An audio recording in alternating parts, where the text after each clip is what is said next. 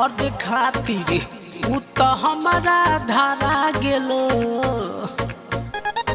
ए बाबा अपन जलवा भर खातिर उ तो हमारा धारा गेलो।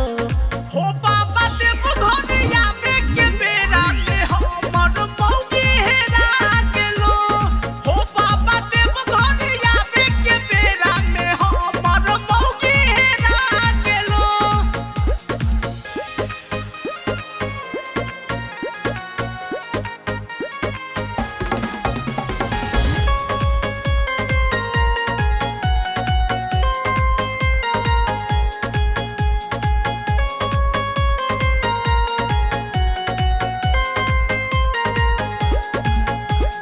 कैसे दुनी ओह कर छूट गलै हाथ हो। केकरा से कहियो दिलवा के बात हो। घरे हम जइबो केकरा साथ हो। यही खातिर हमारा लोग छुटात हो।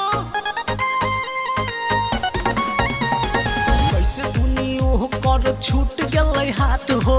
केकरा से कहियो बाबा दिलवा के बात हो। घरे हम जइबो केकरा साथ हो। यही खातिर हमारा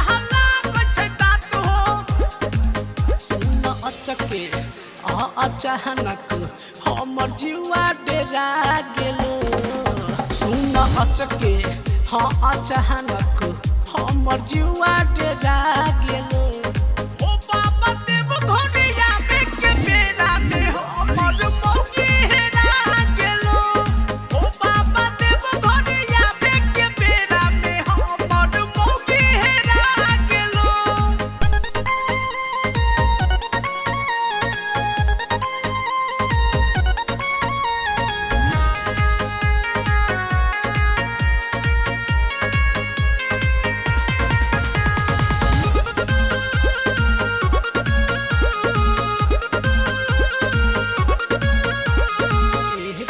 बहरी डहर दिल हो। चलती से चाहे बाबा मौगी मिल हो। बुझहु न तनी हो हमर फील हो। नहीं तो जियाल होते मुश्किल हो।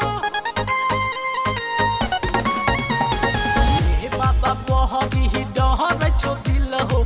चलती से चाहे बाबा मौगी हमर मिल हो। बुझहु न तनी हो हमर फील हो।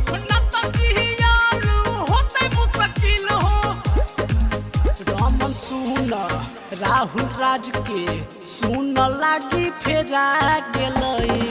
रमन सुन राहुल राज के सुन लागी फेरा गेलै। ओ बाबा देव घरे